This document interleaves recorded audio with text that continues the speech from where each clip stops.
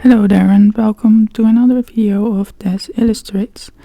Today we are gonna look at this painting of a beetle that I did with gouache, and before we go into that I want to talk a bit about where this beetle is from. This beetle is from a painting challenge over on Instagram that I am hosting myself. There are 4 weeks and 4 prompts, and each week I am using another medium to paint that specific beetle of that week. And we are right now in the 2nd week.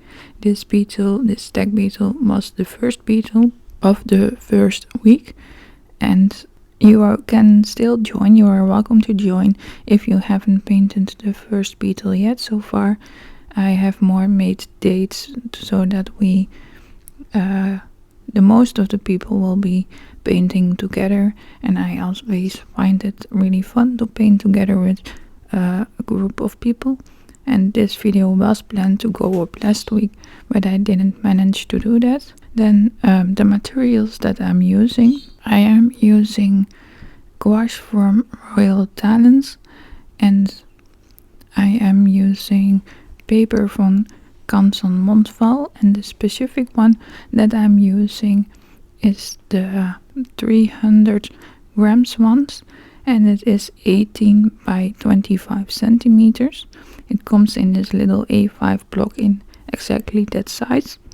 I also have a bigger block, but that one is a lighter weight of paper, and I use the one with the thicker paper. A big reason that I like to use thicker paper with gouache, just like I do with watercolors, despite the fact that you don't use that much water with gouache, is that you can't bend gouache afterwards.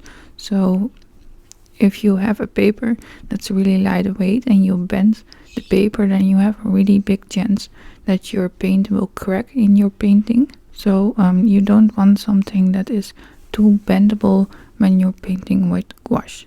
And for the brushes, I'm using various brushes that I actually got from a dollar store.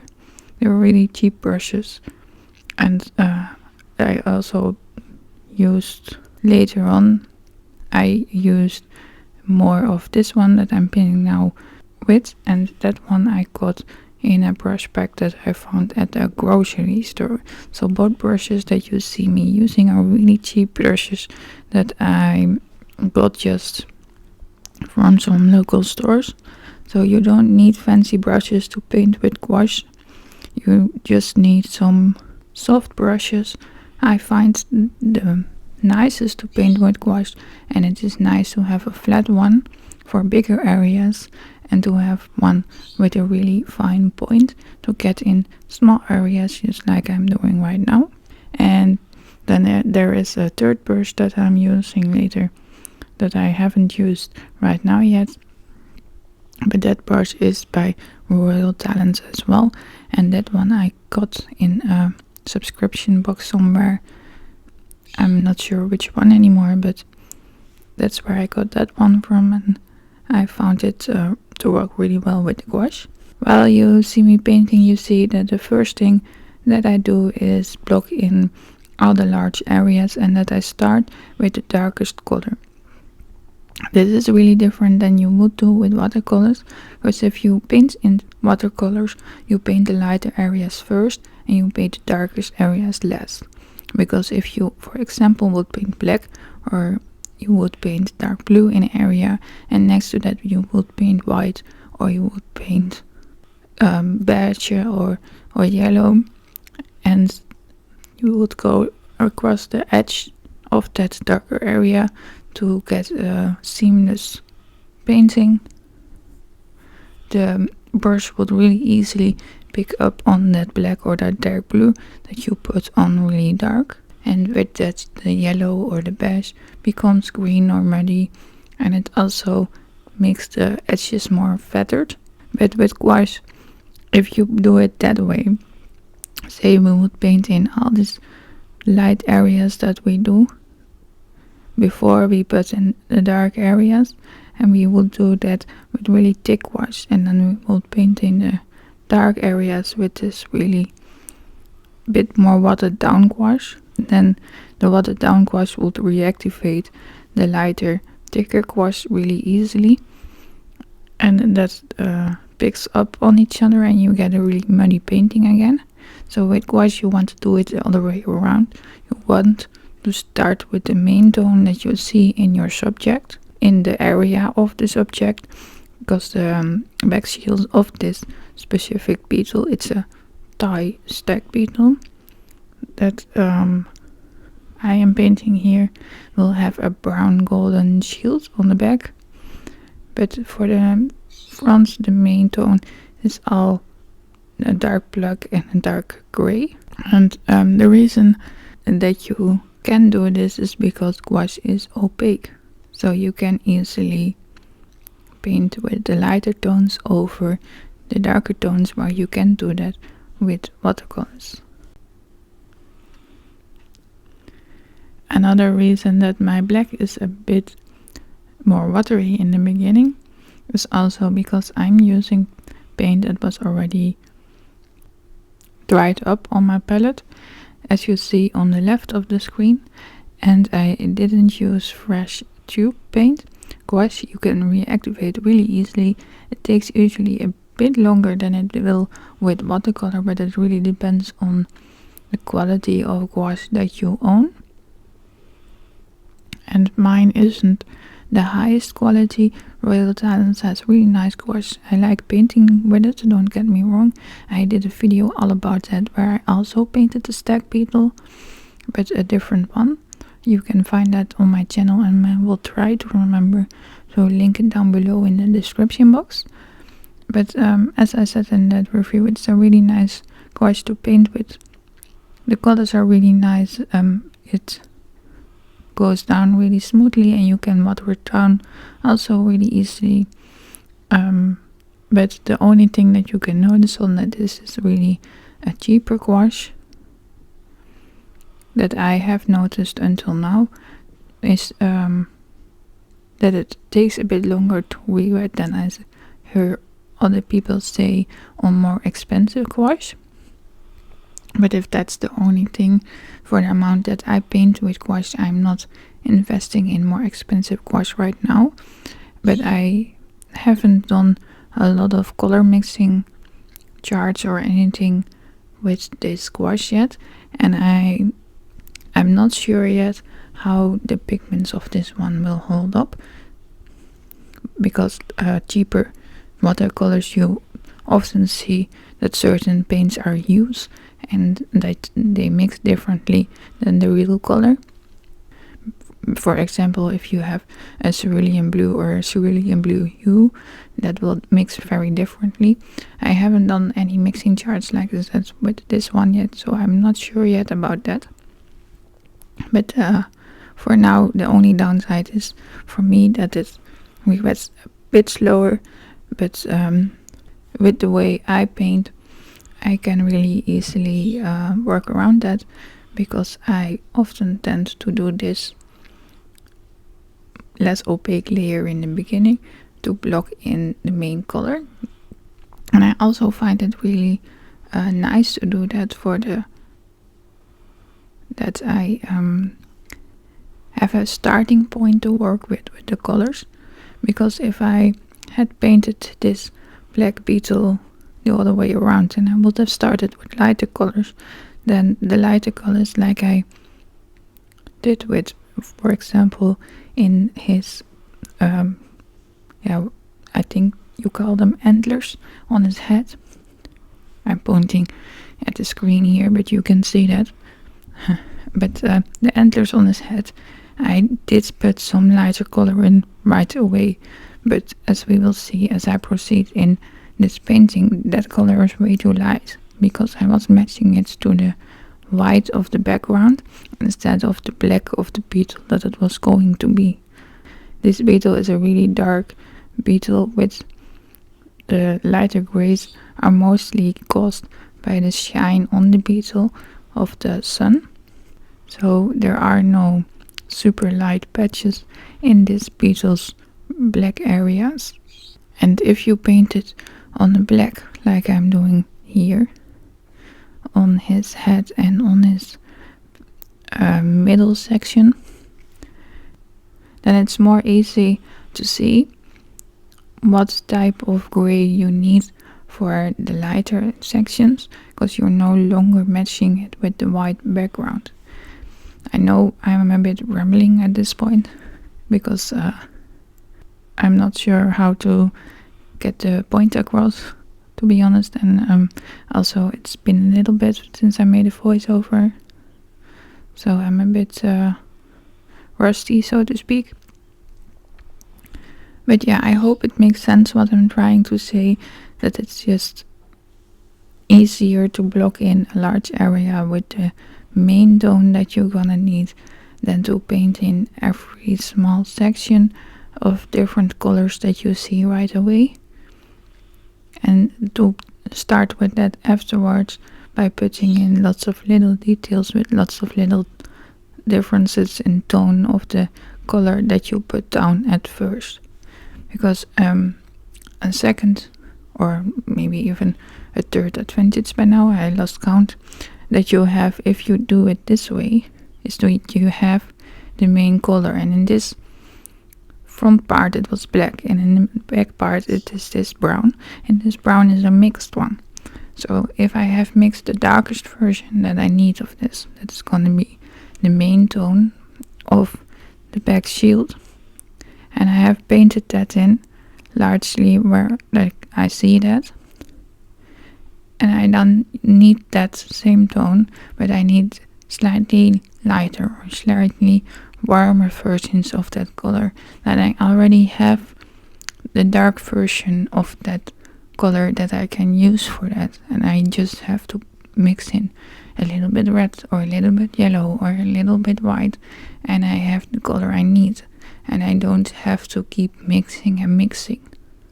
Because if I would have started with this color really light, then I would have started painting with the light color, and I then need that dark color, you can take out the white of the color, so you have to mix the whole color again.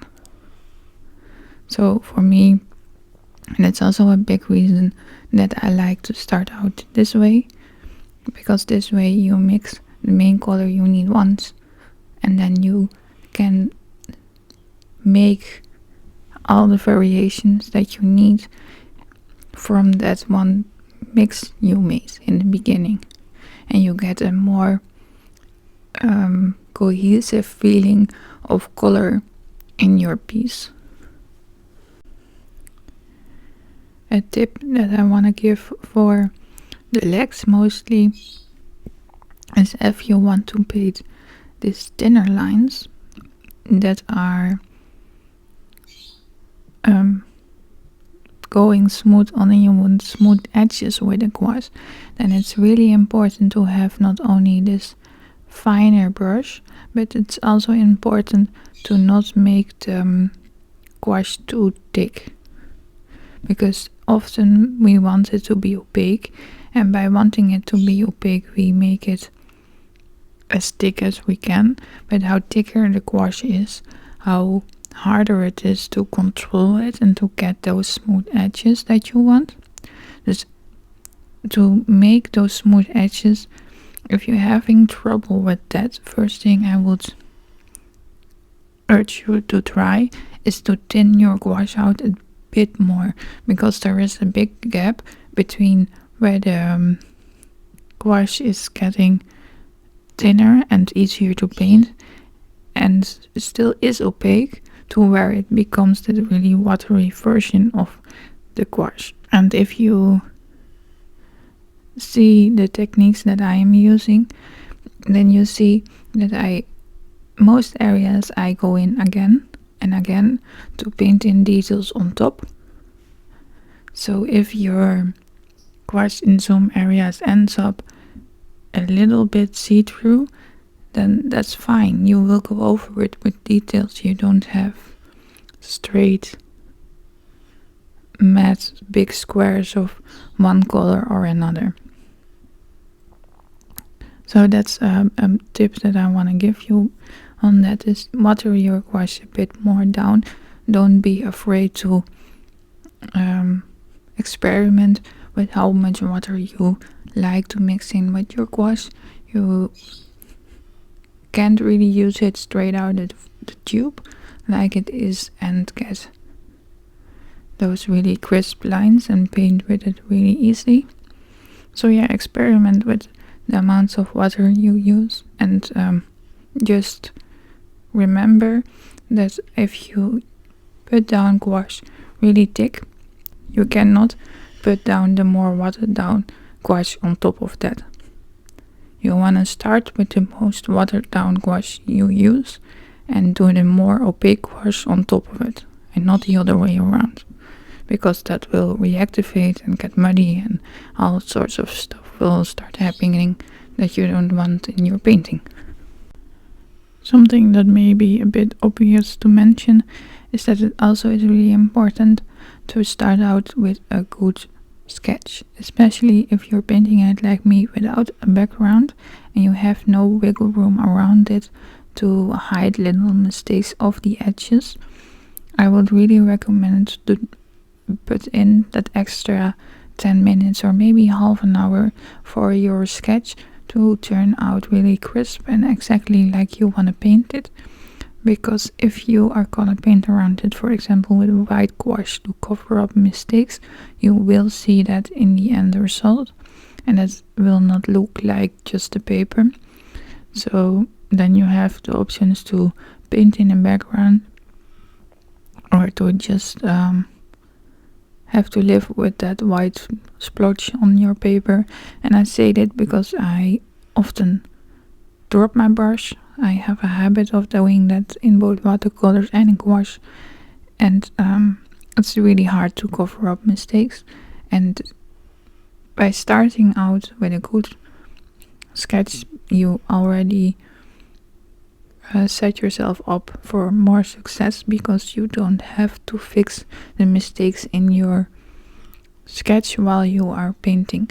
So it's a lot easier to paint, and it's less of a headache to get it all right. As you can also see with these beetles, the beetles have a lot of little segments in their legs and in their paws, and to get that all right and to get it all spaced out at the same length and everything, if you do that while you're painting and you still have to figure out where all the little parts go, then that will be a real headache to get it all right. And even if you are not painting it symmetrical like this, but you're painting it on the side, for example, then I still would recommend to do a really decent sketch to set yourself up for success that way.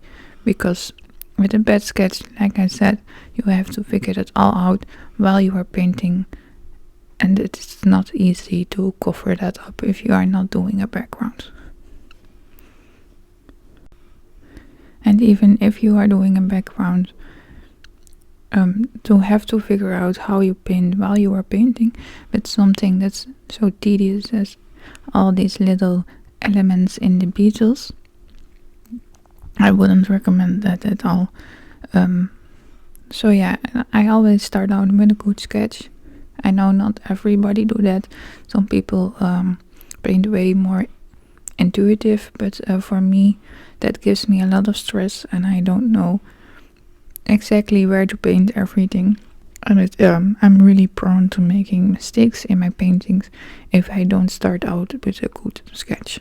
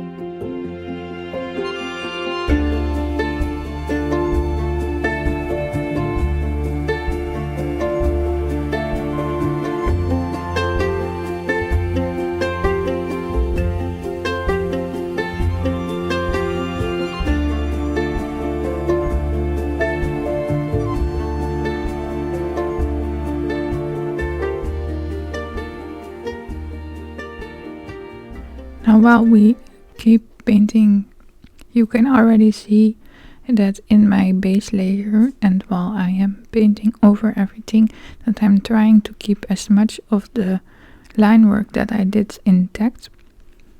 So I'm trying to place big area lines right away, where I said in the sketch I made little lines in the paws, for example, or in the back shield, where I know the shine will come on the shield or on the leg, or a darker patch will come, or lines may be visible. Some beetles have really visible lines over the back shields of their body and such, and also in his head and in his antlers you also see that I have done that, where I made right away over the darker gouache I made lighter patches to indicate where I made lines earlier for the shine on the head to come and such. And I do that because I did this in the sketch too, and it gives me like a map to where I'm gonna paint in more details later, and I don't have to search as much in my painting again. And it comes back to the same reason as why I said start with a good sketch. If you indicate the areas that you already indicated in your sketch for the shine to come and the other stuff where the details have to come, then it's less of a search and a headache later to get it right and to get it symmetrical, because you already had that in the sketch. So by mapping out that while I'm painting the dark areas in, and I'm mapping that out with little lines of slightly lighter colors and such, I keep that map that I made in the sketch, I keep that alive through my painting to give me that guideline that I made in the first place to keep the painting as symmetrical as I can. For the back shield of this particular beetle, I was really searching for a while for the right color, because the color in the picture that I had multiple pictures that I was looking at, it was almost like a golden shield. That was the impression that the color gave me, and I didn't want to use any gold in this piece. I, for example, don't have gold gouache. There does exist gold gouache, but I don't have it, and I also didn't really want to use it. I wanted this to be just a matte painting, because gouache itself is also completely matte. I wanted the whole piece to be a matte painting to also make easier for stickers and such in the future. So yeah, I was searching while painting how I had to do this, and for me the back shield was also the thing that I had the most worries about in this whole painting, because I wasn't sure how I was gonna do this. And you can see in the end that even though this is my first layer and this is the main tones that I'm putting in, that the end result of this back shield is really different.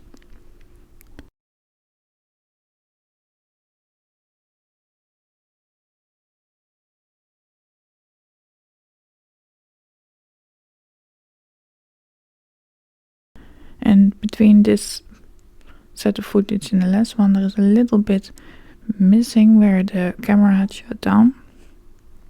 But you can see that I am blending in the side parts and the middle parts that was much darker, and I keep going back and forth between those colors and mixing them a bit together to make it more of a blend and not such a harsh line. I'm also then incorporating the lighter colors of the shields on highlights, And I started with it on the sides with the lighter yellow, and on the middle with a really, really light yellow. That's almost white, but not quite, even though it looks a bit like white on the camera, but it is not. It is a really light yellow. And I'm keeping the white for the last part, which I'm doing now in the legs and such. That's the white what I'm using, because it wouldn't make sense to mix in yellow in the highlights of the Beetle's legs and such, because there is no yellow in the legs. I do on some parts of the Beetle use a bit of the grey that I used in some parts of the head and such in the highlight, to make a more toned down highlight and not such a harsh one. I'm also gonna paint more on both the antlers and the shield. The antlers still have this really big gray patch on them, and that is not something that's gonna stay, because like I said in the beginning, that light gray on the antlers is way too light, and that was matched with the paper and not with the gray of the antlers itself, because what we are seeing, those light patches, that is where the sun is hitting, and the black antlers, even if the sun is hitting them, they will never have that big of such light patches going on completely black antlers. So what I'm doing right now is darkening those patches that I put in first, the main color that I put in, and that was a bit washed out. And you can see on the palette on the left that I'm using black and a slightly less dark black that is made with the gray that was on my palette, and that I'm using that to make some variations in both the head and the second shield, so that it's not just plain black. And I can see on the camera that it mostly looks plain black, but it is not plain black. There are some small variations over the whole shield and such, to match that feeling of a bit of an irregular color. And I am cleaning also some of the edges with the brush where I thought that it didn't quite have the right shape yet. That's something that I always find very tedious to do, because it's really easy to make a mistake. And like I said, it's a bit hard when you are not doing a background to cover up any of those mistakes. And here I have already started by putting down more gray over the rest of the body and over the antlers, to make the antlers darker than they are, but also to make the gray come back also in the body, so that it's not such a difference between the body and the antlers. In this stage where I'm putting in a lot of little details and a lot of color variations everywhere, I tend to jump all over. I tried for filming this video to keep it a bit consistent in where I'm working, but I can still see that I was jumping over a lot. But normally this is even worse. Sometimes I see people that do one part of painting totally finished before they go to the next part of the painting. I don't paint like that. I paint over the whole painting back and forth, because I find it easier to match the colors over the whole painting that way, and to find the right values and tones that I want. And I also find it easier to remember what I did in some parts and to replicate it in other parts while I work over the whole painting at once, instead of working a little bit here and finish that part and then do the next one. So yeah, at this point we just have some finishes to do, little highlights and such, and little small details everywhere.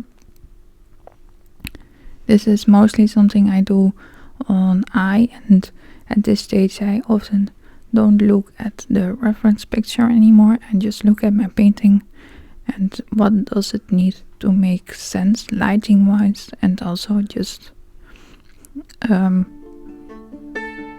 how it feels.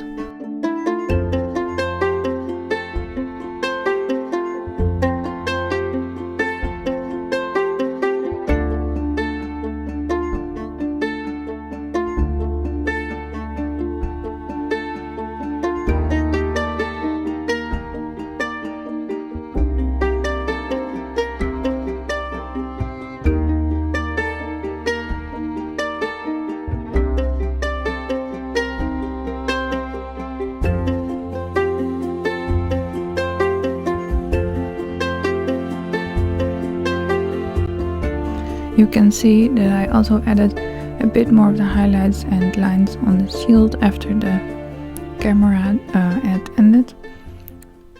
It died on me again and I didn't see it for the last little details on the back shield.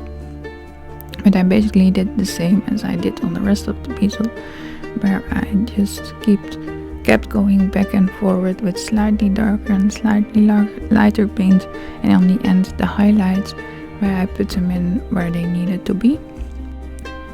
And here is the Beetle in the end, a bit of a close-up. I hope that my rambling made sense and that it helped you in some way. If you had any questions, let me know down below in the comments and I will do my best to reply on them. And that's it for now. That was the video. I hope to see you next time. Thanks for watching. Bye!